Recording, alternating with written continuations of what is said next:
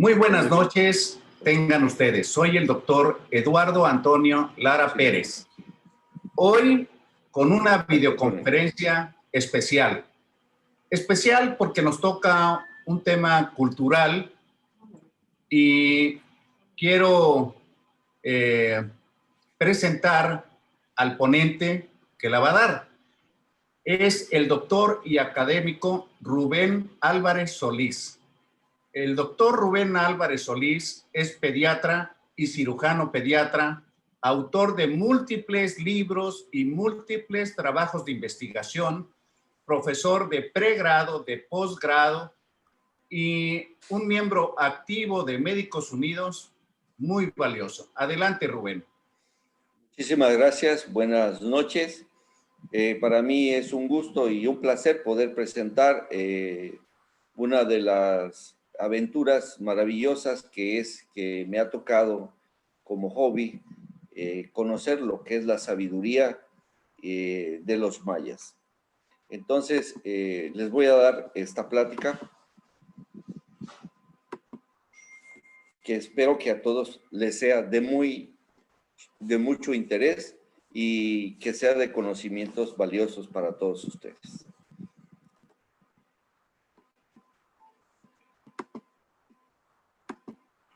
Decía don Carlos Pellicer Cámara, Augusto tabasqueño, artista plástico, que ningún mexicano puede serlo completamente si no se acerca para conocerlo y luego amar el arte maravilloso de nuestros antepasados. Como nosotros devenimos de una cultura mesoamericana que tocó a la península de Yucatán, a Tabasco, a Chiapas, son la cultura maya que nosotros tuvimos como ancestros. Es oportuno conocer lo que ellos nos pudieron haber dejado. El objetivo de esta plática es hacer un viaje maravilloso en el universo mágico religioso de los mayas, conocer los cálculos astronómicos y matemáticos, por eso son llamados los señores de las matemáticas, y poder extraer los conocimientos y sabiduría que pudieron haber dejado en sus piedras grabadas.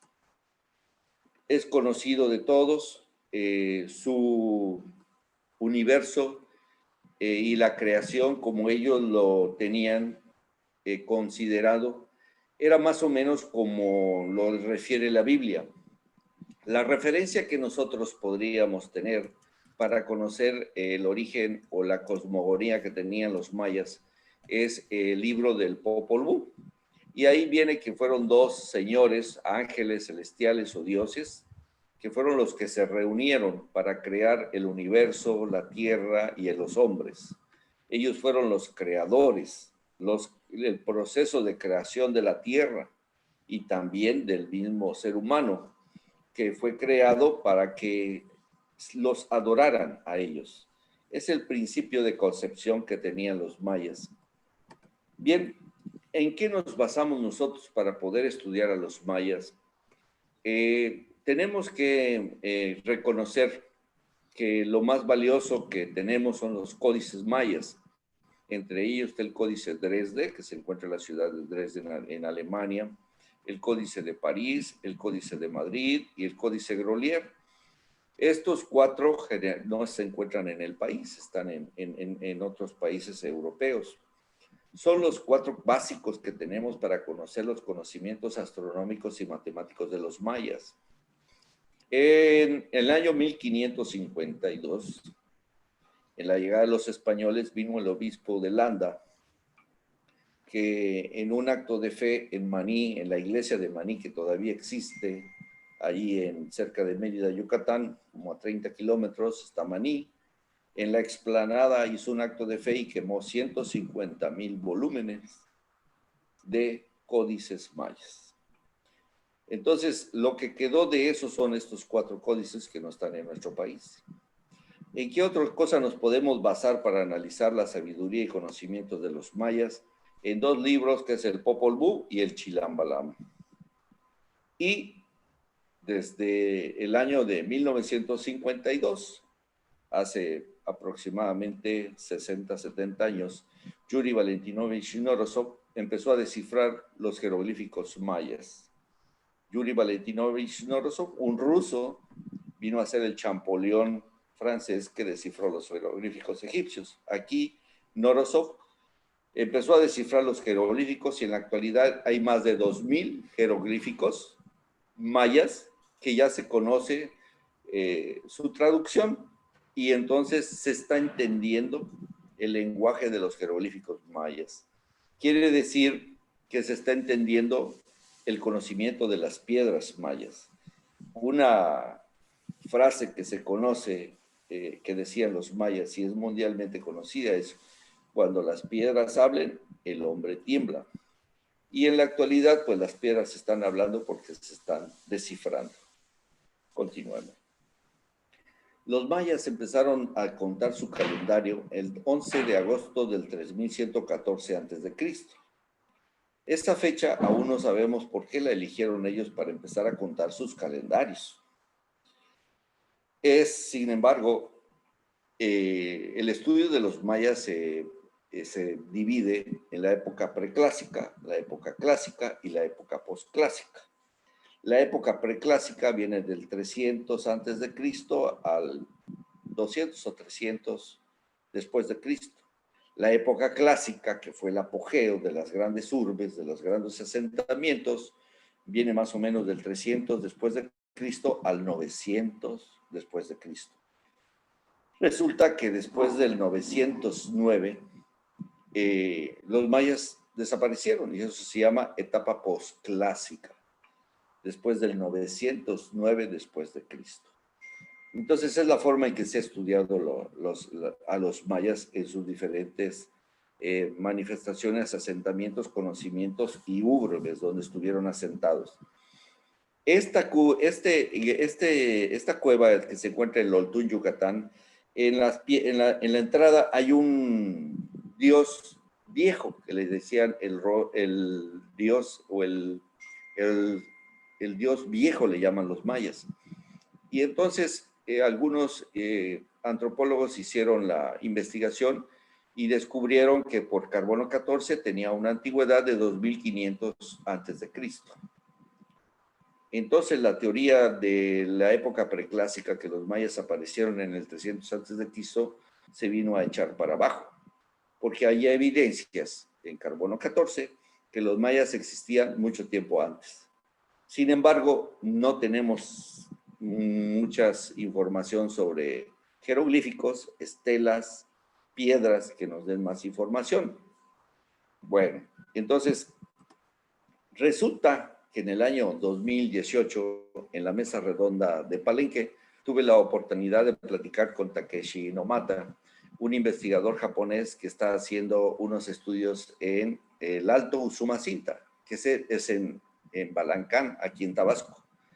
Y el profesor Takeshi presentó en esa ocasión esta información que ahorita es lo máximo de estudio, la ciencia de los mayas que se está descubriendo y apenas ahora en 2020 está saliendo, que es que descubrieron una urbe más grande que Chichén Itzá, más grande que Tenochtitlan, que está en Balancán, pero resulta que está cubierta por el agua y por la maleza y se llama Aguada Fénix. El doctor Takeshi Inomata me compartió y sus investigaciones lo refieren y viene con estudios científicos de carbono 14, que según sus estudios de carbono 14 tienen evidencia en estas Aguada Fénix que fue habitada 1200 años antes de Cristo. Entonces, como ven ustedes, es probable que los mayas existieron mucho tiempo antes que lo que nosotros sabemos.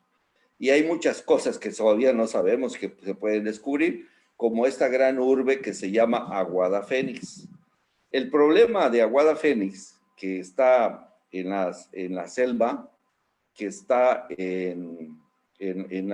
oculto por el agua, y entonces es muy difícil que vamos a ir a conocer Aguada Fénix, pues no, porque sería en Cayuco y yo creo que sumergiéndonos con trajes de buzo para poder conocerlo. Entonces, pero es una urbe que se está siendo evidente, más grande que Palenque, por supuesto. Bien. Muchos se hacían la pregunta de dónde vienen los mayas, por eso yo le puse a la plática el principio y el fin. Bueno, ¿qué pasó con los mayas? Los primeros estudiadores, Le Plongeon, Brasseur de Bourbourg, los franceses vinieron a estudiar a los mayas y decían que los mayas venían del Atlántico. En aquel tiempo, con las historias de Platón, ¿verdad? Los mayas eran grandes, eran fuertes y no se sabía de dónde venían. Surgieron varias teorías que venían de la Atlántida. Esa fue una teoría que hasta la fecha algunos actores o algunos personajes todavía dicen que venían de la Atlántida. Es interesante. Otros dicen que son descendientes de los olmecas.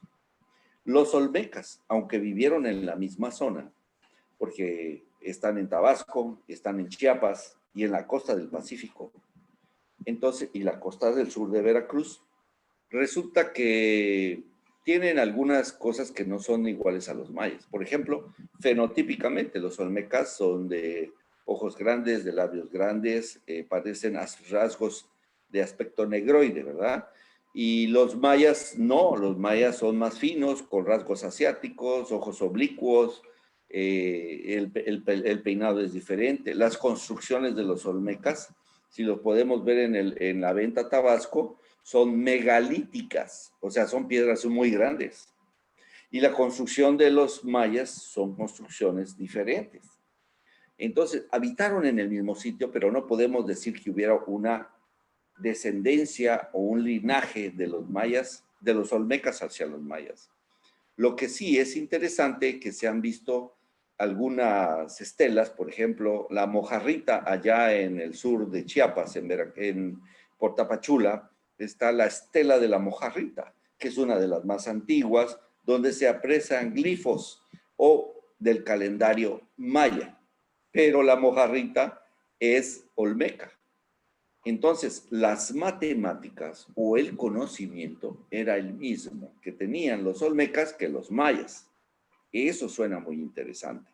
Entonces, pero bueno, que sean descendientes de los olmecas queda ahí entre comillas. Bueno, la otra teoría del Pacífico, que eran de Filipinas o de Japón o chinos y en unas barcas grandes agarraron las corrientes del Pacífico y llegaron por el Pacífico. Y entonces se asentaron en Mesoamérica. En la actualidad hubo algún experimento que alguien agarró un barquito en Cayuco y se fue por las corrientes y llegó a las costas del Pacífico, lo que hace evidente esa teoría que también es fuerte. Sin embargo, vemos ahí abajo a Yuri Valentinovich Norosov, al que yo le dedico un libro porque su misión en la vida fue muy grande. Para mí, mis respetos. Él en 1945, en la Segunda Guerra Mundial, se robó un libro en la biblioteca de de Berlín. Y el libro era donde venía la conquista de los indios de Yucatán o la conquista de Yucatán, del obispo Landa, donde venían algunas palabras mayas dibujadas. Y él fue cuando inició el desciframiento de los jeroglíficos mayas. Entonces, Yuri Valentinovich Norosov, antes de morir, vino a México a conocer Palenque. Estuvo aquí y estaba investigando de dónde venían los mayas. Y su conclusión de él es que los mayas venían del norte y se dirigió al norte del país, allá en Colorado, donde está la tribu Anasazi.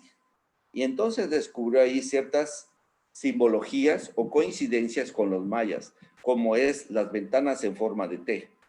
Y entonces, Yuri Valentinovich Norosov, los mayas salieron de aquí. Entonces, es una de las teorías más aprobadas en la actualidad. Muy bien. Bien, ahora que en Tabasco estamos inundados y Chiapas, pues recordamos este códice de Madrid, donde vemos nosotros a la diosa Ixchel tirando agua y podredumbre hacia abajo. Esa iguana que se ve arriba, ¿verdad? No tiene nada que ver con peje lagarto. pero esa iguana los mayas le llamaban Itzamna. Itzamna, Itz es magia, Amna el grande, el creador, el cielo. Y vean ustedes, está en la parte de arriba. Itzamna, o sea, Dios tira el agua hacia el cielo. Los mayas tenían como antecedente que un gran diluvio universal había terminado casi con la tierra o con los hombres en algún remoto tiempo. Igual como viene en la Biblia del diluvio universal y de los que se salvaron, ¿verdad? Y también viene en los Vedas y también viene en las historias del Corán, la historia de un diluvio universal, igual en Egipto. Entonces, los mayas algo sabían de los diluvios y de los retornos de ciclos de tiempo.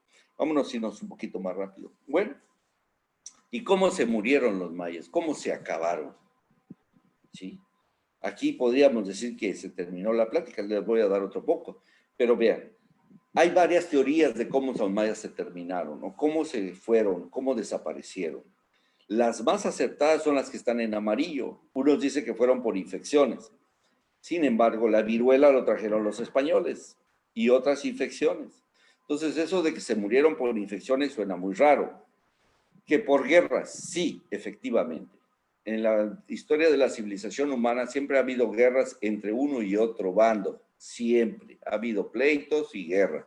Entonces, los mismos mayas tenían diferencias entre un estado, que sería, por decir así, Chichén Itzá, contra otro estado, que sería Palenque, Palenque contra Toniná, Toniná contra Calakmul, y tenían pleito entre ellos, eran estados. ¿Por qué? Porque pedían tributo y se apoderaban de todo lo que podían.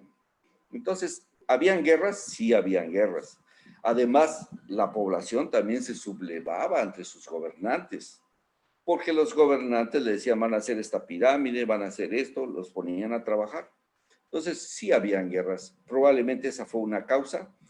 La sequía, dice una historia que, por ejemplo, en Copán, Honduras, vieron que una gran parte deforestaron el área alrededor de Copán. Lo mismo sucedió en Tikal y lo mismo sucedió en Chichén Itzá y lo mismo sucedió en Palenque.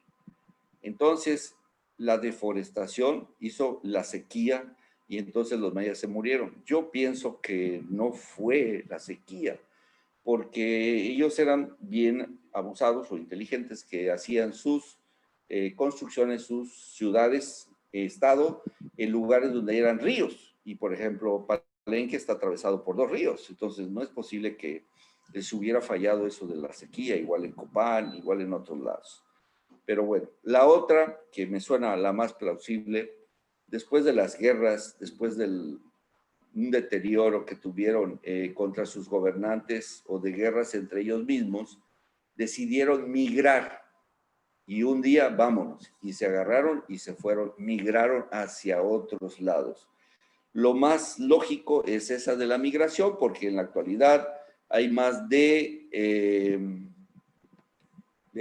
serán 5 millones de indígenas en Guatemala y Chiapas, que todos tienen un lenguaje que proviene del maya. Tzotzil, Tzetal, Tojolabal, Mam, Chol, Lacandón, todos esos lenguajes son mayas, de origen maya, ya derivados con ciertas modificaciones, pero hay ciertas palabras que persisten. Entonces, estas 4 combinadas fueron lo que hicieron que los mayas desaparecieran. El problema es que se murieron los sacerdotes, los gobernantes, los que tenían el conocimiento. Entonces se perdió mucha sabiduría.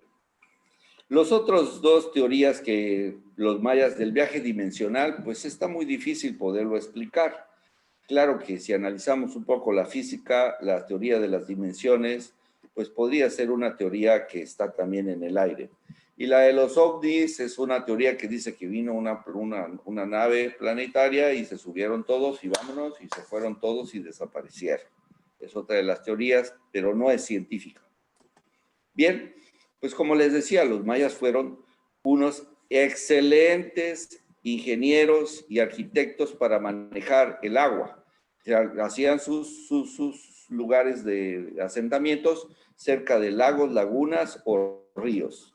Entonces, aquí vemos, en la anterior veíamos otras zonas arqueológicas, aquí vemos, por ejemplo, Copán, y cuando había lluvia, se reunía la lluvia hacia un pozo o una alberca para tener agua todo el año. En Palenque, todavía en la actualidad, ustedes pueden ir y ahí está el Ojo de Agua, donde la gente todavía, de ahí, del pueblo de Palenque todavía, o de la gente indígena de ahí, llega ahí a ese Ojo de Agua a hacer su pozol a mediodía, le echa su agüita y se toma su pozol. Todavía funciona, además de acueductos, ¿verdad? Para que tuvieran agua fluyente, ¿ya?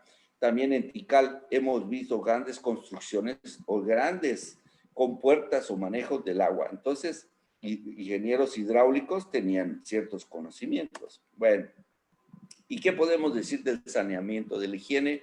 Pues en Palenque, que es una de las zonas más conservadas, podemos nosotros encontrar todavía como esta especie de baños, donde los mayas hacían en especie como de aguilita. A la mano derecha o a su lado derecho podemos ver el temazcal, que todavía se encuentra con cierto musgo por la humedad que ahí había y el calor que se hacía sentir en el temazcal. Imagine, ya pasaron más de 500 años, no, que será más, de que se utilizaban y todavía está ahí cierto musgo de humedad. Y también lo que es el manejo de las excretas, por eso tenían un adecuado manejo de, ahora sí que la cañería o lo que serían el manejo de los baños. Bien. Y además tenían chultures que servían como refrigeradores. Debajo de la tierra hacían unos huecos como cuartos y ahí guardaban alimentos perecederos, carne, harinas, maíz, etcétera, etcétera. Perfecto. Bueno, ahora entremos en materia. Los señores del tiempo. Los señores del tiempo se les llama a los mayas. ¿Por qué? Porque resulta que ellos eran unos matemáticos, pero de lo mejor.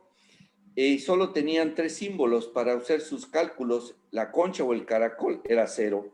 El punto valía, depende donde lo ponían. Si en la primera línea, el punto vale 1. Si el punto lo ponen en la segunda línea, vale 20. Si el punto lo ponen en la tercera línea, vale 400. Y si el punto lo ponen en la cuarta, vale 8000. Igual manera, la barra, una barrita así, vale 5. Pero si ustedes lo ponen en la segunda barrita, lo multiplican y entonces vale 100. Y así, paulativamente, iba aumentando las matemáticas, pero solo tienen 3 símbolos, ¿ya? Ahora vamos a ver, ¿qué hicieron los mayas? Pues fíjense ustedes que tenían un año solar con un error relativo de menos del 0.5%.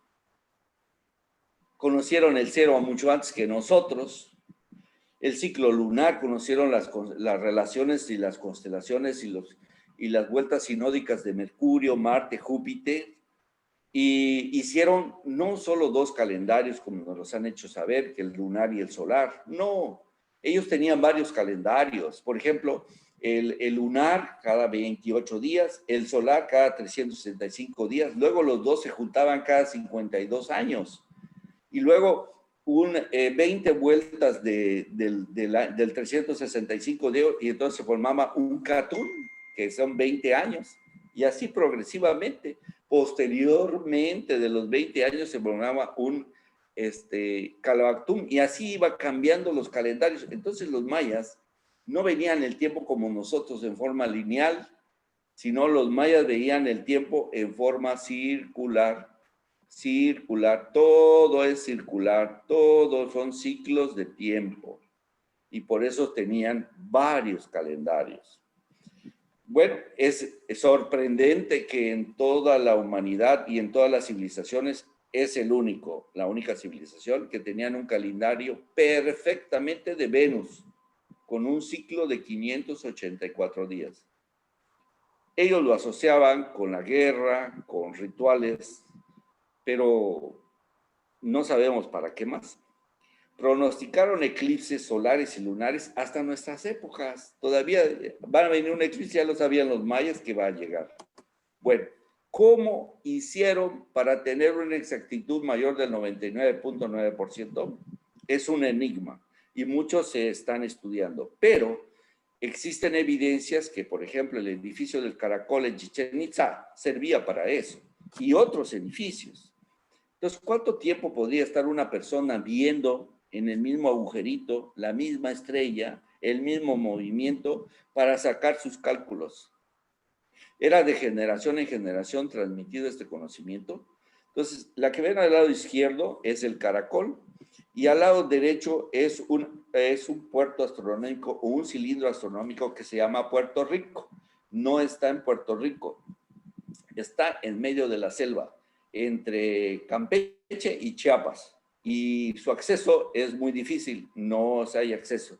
Pero se ha evidenciado que ese cilindro que se llama Puerto Rico y el Caracol son edificios astronómicos para observar el movimiento de las estrellas.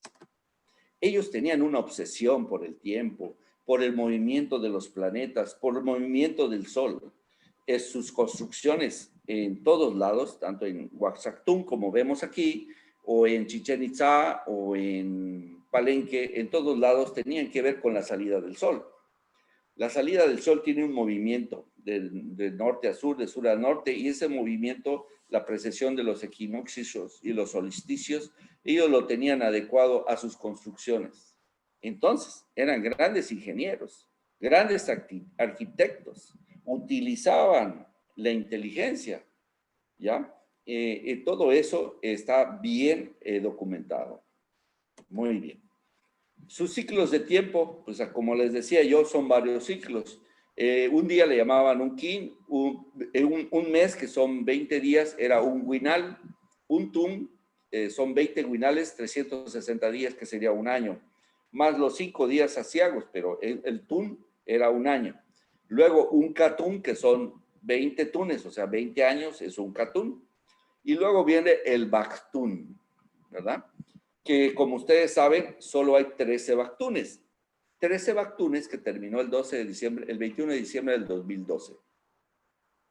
El 22 de diciembre del 2012, el calendario de los mayas volvió a contar 1 bactún, 0 catún, 0 tun, 0 huinal, 0 quin. Volvió a empezar el calendario de los mayas. No quería decir que se iba a acabar el mundo, quiso decir que se acababa su calendario.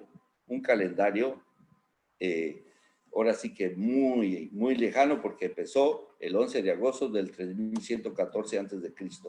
Para poner el nombre de sus años o de sus calendarios o de sus ciclos, los mayas utilizaban no nada más los números, es decir, el puntito y la rayita, no, también utilizaban algunas formas, unas caritas como las que ven a la derecha. Entonces, una carita significaba bactún, otra carita catún, otra tun, otro guinal y otra quin, de tal manera que ustedes en una estela pueden ver eso. Entonces, podemos nosotros saber el día, la hora, el día que fue o la fecha que fue ese acontecimiento. Las estelas mayas, las piedras mayas, todas las estelas tienen un glifo que significa dónde es esa piedra, y tienen una fecha que significa cuando ocurrió, y luego viene el relato de lo que pasó, lo mismo que nosotros hacemos. Vamos a inaugurar este hospital, pónganle la placa ahí del presidente que dio la lana para este hospital. Igual los mayas hacían su estela para que quedara en la piedra cuando el gobernante nacía, cuando era elegido gobernante y entronizado, y le daban su barra de poder. Y cuando moría, o cuando hacía otro tipo de relación, por ejemplo, su casamiento, hacían su estela, o si hacía otra cosa maravillosa, también lo anotaban ahí. De tal manera, o sea, sacrificios, juegos de pelota, etcétera, etcétera. Pero bueno, todo lo era anotado en las estelas. O sea que nosotros podemos interpretar la cultura maya, lo que hacían en ese tiempo, leyendo las estelas, interpretando las piedras. Bien, me voy más rápido. Este es el calendario maya, como pueden ver, ahí viene 13 Bactún, 0 Catún, 0, es el primer día de los mayas que correspondió al 11 de agosto del 3114. Y esta piedra que ven ustedes en medio, yo estoy ahí al lado de la piedra, es la última piedra de los mayas que fue tallada. No hay otra piedra después. Es la última piedra. Y tiene una fecha. Y esa fecha corresponde al 909 después de Cristo. Y entonces el 910 ya no hubo nada. Y el 911, nada. La última piedra de los mayas es esta. Y está en la zona arqueológica de Toniná, a 5 kilómetros de Ocosingo, Chiapas. Allí está esta piedra. Bueno, continuamos. Bueno, los calendarios no solo terminaban en el Bactún, seguía un Pictún, Calabactún, Quinchiltún, pero ya esos calendarios que nunca lo van a usar, 157.810 años, ¿quién lo va a usar? 57.600.000, ¿quién los va a usar? Entonces, esos ya no lo usaban, pero tienen otros ciclos de tiempo mayores. Me voy rápido para pasar un poco por Palenque y Pacal. Este es maravilloso porque ahí podemos extraer muchos conocimientos de símbolos universales utilizados en otras civilizaciones, pero también lo tienen los mayas. Los mayas, como ustedes no han de saber, pero los mayas, ellos decían, nosotros somos chanes, somos serpientes. Cuando llegaron los españoles les preguntaron, ¿y ustedes quiénes son? Somos chanes, somos serpientes. Y en realidad el nombre original de Palenque era Nachancan, la eterna ciudad de la serpiente. Bien.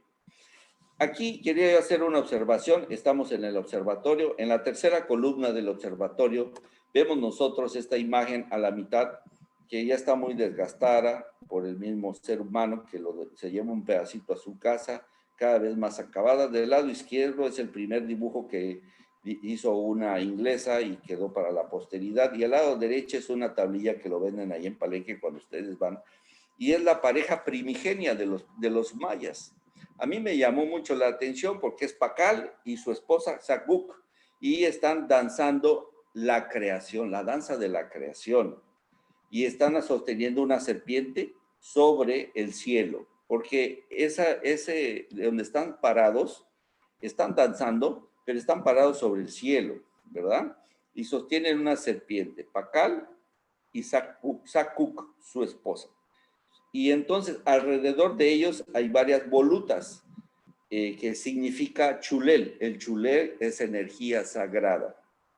Pues esto no les llama mucho la atención a la gente, como que dicen, bueno, ¿eso qué tiene de interés? Y no lo interpretan ni le llama la atención, pero si se lo explico en español o a lo católico, le van a entender. Resulta que Adán y Eva están en el cielo, está la serpiente del Edén, rodeada del Espíritu Santo. Entonces, realmente esto fue hecho mucho tiempo antes que llegaran los españoles. Entonces, la coincidencia del simbolismo es grande, ¿verdad? Porque la energía sagrada para ellos está en todo alrededor de la creación. Y esto lo hace muy bonito, muy interesante cuando analizamos los símbolos, sus coincidencias y los conocimientos que hay en ellos. Bueno, continuamos. El más grande exponente de todos es Kinich Haná Pacal, el grande. Hubieron varios Pacales, el papá, el abuelo, también se llamaban Pacal, pero Kinich Haná Pacal nace en el 603 después de Cristo. Fue el más famoso porque vivió 80 años, él falleció en el 683. Resulta que a la edad de 12 años, o sea, en el 615 después de Cristo, él fue entronizado. Aquí ven ustedes, esta estela se encuentra en uno de los edificios de Palenque, y aquí vemos hasta la fecha y todo lo que pasó, como les decía yo, y le está entregando su mamá le está entregando lo que para nosotros decidiríamos la corona, pero en realidad es un tambor, así le llaman, un tambor para que es el rey, el gobernante. Pacal a los 12 años fue gobernante y vivió 80 años. ¿Por qué 80 años? Pues así lo dicen los restos que encontraron en la tumba de Pacal. Bien. Otras coincidencias, nosotros conocemos el paraíso católico, es el mismo, el paraíso o cielo egipcio, el cielo hindú, el cielo chino, pues los mayas también tenían su mismo cielo que le llamaban Tamuanchán, el sagrado lugar de la serpiente. Y para ser breve, tenía 13 niveles, igual que en otros lugares, el cielo. Y el infierno también lo conocieron los mayas, nosotros en los aztecas le llaman el Mictlán, los hindúes el Advichi, tártaro de los griegos, pero los mayas le llamaban el reino de Xibalbá, el inframundo maya, ¿ya? Ahora, ese reino, pues, era habitado por un personaje que era el diablo, que nosotros le llamamos en el catolicismo, pero los mayas le llamaban Sisin, o, lo vamos a ver más adelante, tenía otro nombre, que nosotros lo conocemos como Apuch. Pero bueno, entonces ellos también tenían una idea del inframundo maya, que también se llama el reino de Xibalbá. Y esto suena muy interesante. Bien, pues ahí en el inframundo maya, para los mayas vivía Apuch, que es este ser Dios desencarnado que está ahí a su lado derecho. El rey de la muerte o el rey de los entierros o el rey del inframundo, el reino de Xibalbá. Si ustedes han leído la Divina Comedia, pues, oiga, ahí está, el cancerbero, ahí está, ese es el mismo, ¿verdad? Anubis, etc. Bueno, otra similitud es, por ejemplo, lo que ocurre con los grandes avatares como Jesús, Hércules, Dante Alighieri. El Dante Alighieri, antes de subir al cielo, Jesús, antes de subir al cielo, desciende a los infiernos 3 días y después se va para arriba. Igual pasa con Hércules y el Dante Alighieri con Beatriz tiene que descender al infierno, curar sus pecados, lo que tenga que ver y luego sube al cielo. Y Kinich Haná Pakal, exactamente lo mismo. Y lo dice la lápida de Pakal. La lápida de su tumba, eso es lo que dice que pasó. Continuamos. Bien, los círculos dantescos, si alguien ha leído la Divina Comedia, tiene 9 niveles. Y esos 9 niveles están relacionados con el subconsciente, que todos nosotros sabemos que existe. La mente está dividida en 3 partes: consciente, subconsciente e inconsciente. Entonces el subconsciente tiene 9 niveles. Lo dice la Divina Comedia, lo dicen los psicólogos y lo dicen los mayas. El reino de Xibalbá, el inframundo, tiene 9 niveles. Ustedes sean observadores cuando vayan a Tikal o que vayan a Chichén Itzá o a Palenque, y tiene 9 niveles, que es el inframundo, y adentro está la tumba, donde desciende Pakal. Bien, y sellado con un triángulo está la tumba de Pakal. Esta tumba, que se hizo famosa por los jeroglíficos que tiene y por la forma que tiene. En la actualidad hay una réplica en plástico afuera de Palenque y dentro del museo. Bien, al parecer, esta imagen, y se hizo viral en el año de 1970, algunos ufólogos como Pedro Ferriz y otros dijeron que era un ser extraterrestre, o que Pakal viajaba en una nave por tener las manos así, que va manejando, y los pies pues va acelerando y pisa el acelerador y el freno, y entonces para ellos, y tiene conectado aquí el oxígeno, y decían que esto era realmente una nave espacial.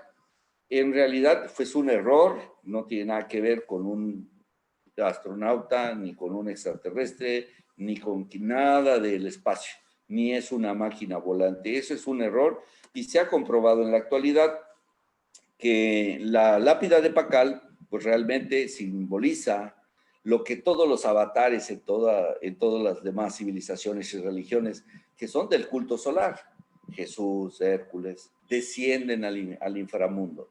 Y pues lo mismo sucedió con Pakal al morir. Al morir está cayendo, se va para atrás y va cayendo, y el monstruo que está abajo, este monstruo que está abajo se llama Kawak, o el monstruo de la tierra, o Apuch, el reino de Xibalbá, y lo está recogiendo para luego resurgir como una ceiba de vida, con su maíz, como el dios del maíz, ¿ya? porque los mayas creían siempre que iban a regresar de nuevo a este mundo. Por eso los que iban a ser sacrificados se decían yo voy, porque sabían que iban a regresar con mayores virtudes, mejor que lo que les había ido en este mundo, bueno, en esta época. Entonces, la lápida de Pacal tiene 3 planos, el inframundo, el humano y el espiritual. Representación agrícola, solsticial, evolutiva, astronómica. En los restos de la tumba de Pacal encontraron una máscara.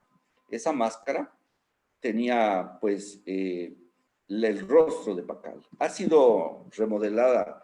Encontraron además en su mano derecha una piedra cúbica y en su mano izquierda una esfera, que su simbolismo tiene mucho que ver con los masones. Eso requiere mucha investigación y conocimiento esotérico.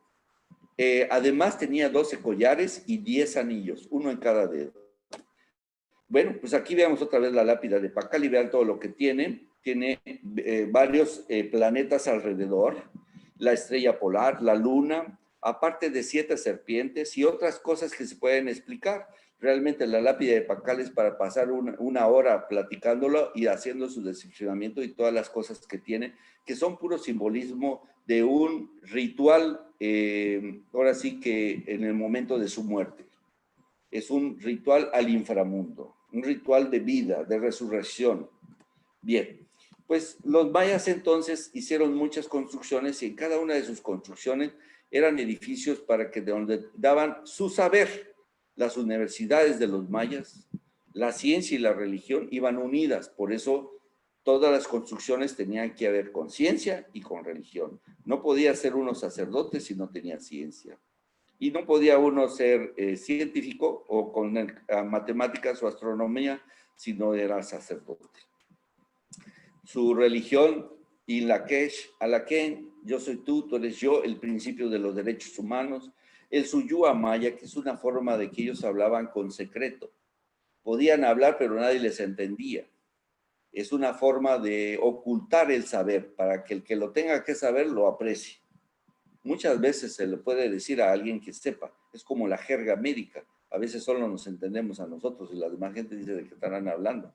Igual es el Suyua Maya. Las profecías mayas, para los mayas todo era cíclico y todo podía volver a ocurrir, como las inundaciones en Tabasco, cada 13 años se ha repetido. Fue en el 2007 y ahora otra vez 2020, otra vez las inundaciones de Tabasco, cada 13 años, profecías mayas. No podía decir, pero si fuéramos mayas ya dijéramos que es cíclico, que las inundaciones se están repitiendo. Pero bueno, no solo las inundaciones, ustedes saben que los ciclos de la naturaleza así son, se repiten. Y ellos le llamaban la rueda de Catunes, que es esa rueda que ven ustedes ahí, que está en un códice, y ellos hacían sus profecías. Igual que las profecías aztecas, igual que las profecías de la Biblia, los mayas tenían sus profecías y coinciden, todos coinciden, lo mismo, pero no pusieron nunca una fecha. Ese es otro cuento que también es muy buena plática. Bueno, y para terminar, yo quiero decirle que los mayas decían que nosotros venimos de las estrellas y a las estrellas tenemos que regresar. Se ha demostrado que el ser humano es carbono, hidrógeno, oxígeno, nitrógeno. Somos chon porque tenemos los 4 elementos que forman la vida. Y realmente somos esos mismos elementos, está formada las estrellas y está formada el universo. De talmente que los mayas lo que decían es cierto. Y lo dijo Carl Sagan, somos polvos de estrella y a veces volteamos a ver arriba tratando de cosechar luces de las estrellas. Es una gran sabiduría maya y científica. Pues con esto termino, mis queridos amigos, y muchas gracias por su paciencia y haberme escuchado. Y con mucho gusto respondo las preguntas que quieran o si quieren que yo amplíe algo. Muchas gracias. Muchas gracias, doctor y académico Rubén Álvarez Solís. Excelente presentación con conocimientos muy profundos que sobrepasan a los escasos conocimientos que tengo yo de la historia de los mayas. Muchísimas gracias.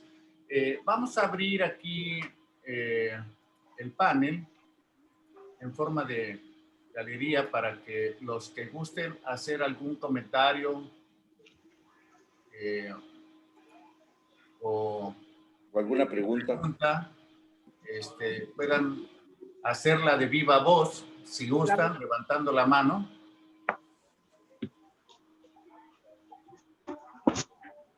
Creo que tiene encendido su micrófono Diana, la licenciada Diana Dávila.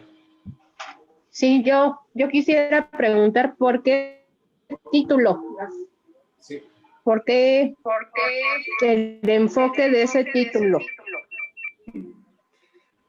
Muy bien, le agradezco mucho. Pues en realidad el principio y el fin de los mayas es para que nosotros podíamos comprender las ideas o las que tiene poder englobar de dónde vinieron y a dónde se fueron. En realidad debía haber puesto en un principio de dónde vinieron y al final de la plática a dónde se fueron para poder terminar el ciclo. Pero yo los junté los dos porque estaba tan corto de tiempo que quise hacerlo más rápido. El principio y el fin de los mayas. Realmente esa era la idea de ponerle el título, tratar de relatar de dónde vinieron y a dónde se fueron. Pero ahora, el fin realmente tenían otras cosas valiosísimas, como es las matemáticas, la astronomía, y eso que no he hablado de medicina, porque no he hablado de medicina, pero tenía su partera, tenía su traumatólogo, hay evidencia de fracturas consolidadas, ¿verdad?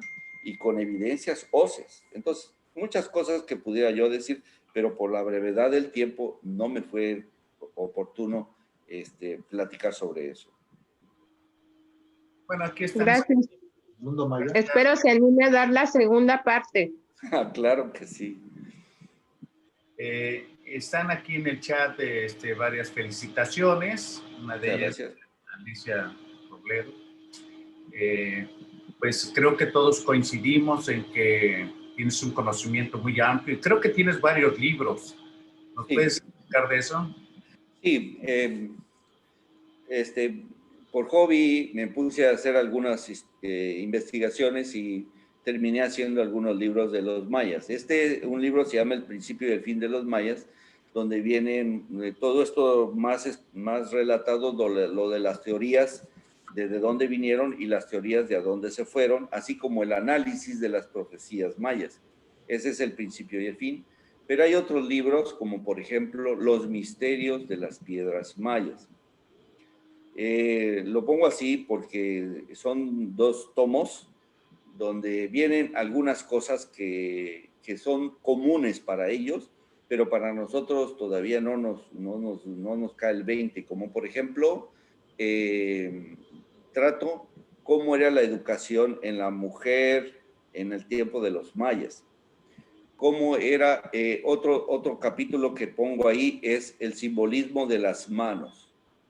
Yo hice un análisis de las cerámicas, de las estelas, de los dibujos, de los códices, de la posición de las manos de los mayas. Y, por ejemplo, yo en mi libro describo por primera vez este símbolo maya que quiere decir gracias. No hay ningún libro en arqueología ni en ningún libro de texto que diga qué simboliza esta imagen de los mayas.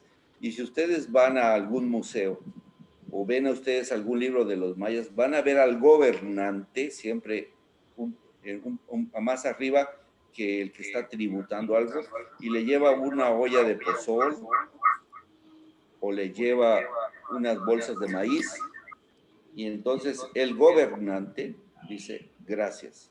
Incluso cuando hacen un sacrificio o hay rituales de sacrificio, el dios que sale hace el símbolo. El dios dice gracias por el sacrificio. Entonces este símbolo para los mayas no es de cuernitos ni es de mal agüero, porque para nosotros puede ser de otra interpretación, pero para los mayas es gracias. Y así otras cosas. Entonces, los símbolos de las manos es muy importante. Por ejemplo, acá el Moab puntualiza siempre así. ¿Qué significa eso para los mayas? Yo tuve que ir a estudiar un poco los mudras en China y Japón, en la India, que son las posiciones de las manos, tratar de comparar eso con los mayas. porque nadie ha dicho nada sobre las manos en los mayas. Entonces yo le dedico un capítulo a las manos en los mayas. Ese es otro capítulo. Otro de los dos capítulos que son así muy interesantes para mí es la historia de los nahuales o la historia de los aruches. Los aruches son los duendes. Ustedes han oído que los duendes allá en Europa o en Oaxaca, pero los mayas tenían sus duendes y eran los aruches. Y si ven ustedes el conocimiento, es lo mismo. ¿Sí me escucha? Muy bien. Muy interesante. Bueno, pues vamos a darle la palabra a la doctora y académica Alicia Robledo. Gracias. Quiere hacer algún comentario seguramente. Adelante, Alicia. Sí, buenas noches. Quiero felicitar a Rubén Gracias. por esta excelente conferencia, pero además por el enfoque que le da con todas las otras culturas y donde tienen tantas coincidencias y que a veces no nos detenemos a verlas. Lo admiro, mi profundo reconocimiento y admiración por esa filosofía Gracias. maya que tiene. He leído algunos de sus libros y siempre Gracias. aprendo cosas nuevas. Y ahorita que mencionó lo de los duendes, en Hidalgo también hay duendes. Sí, y hay un museo. Y no hemos estudiado mucho, tantísimas cosas que tendríamos que estudiar de nuestra cultura. Sí. Pero la plática de hoy en especial, aprendí muchas cosas nuevas y le agradezco mucho al doctor Rubén su excelente conferencia. Muchas gracias. Bueno, también en Veracruz hay duendes, ¿sí? Sí, en Oaxaca, en Tabasco, en todos lados, y le llaman diferente, pero viene siendo el mismo fenómeno. Hace 2, 3 días pasaba yo por un potrero y me di cuenta de las crines de los caballos, un caballo sudado, cansado, corriendo toda la noche, y las crines de los caballos, el pelo estaba, ahora sí que trenzado. ¿Quién lo trenza? Algún científico que me diga quién los trenza. Entonces, la tradición popular son los duendes. Yo nada más se los dejo porque no puedo asegurar algo que no es científico, pero para mí ese es un fenómeno que se merece mis respetos para el estudio. Muy bien, pues no sé si haya otra pregunta o comentario para el doctor Álvarez. Me gustaría que hicieras algún comentario final, Rubén, si nos haces favor.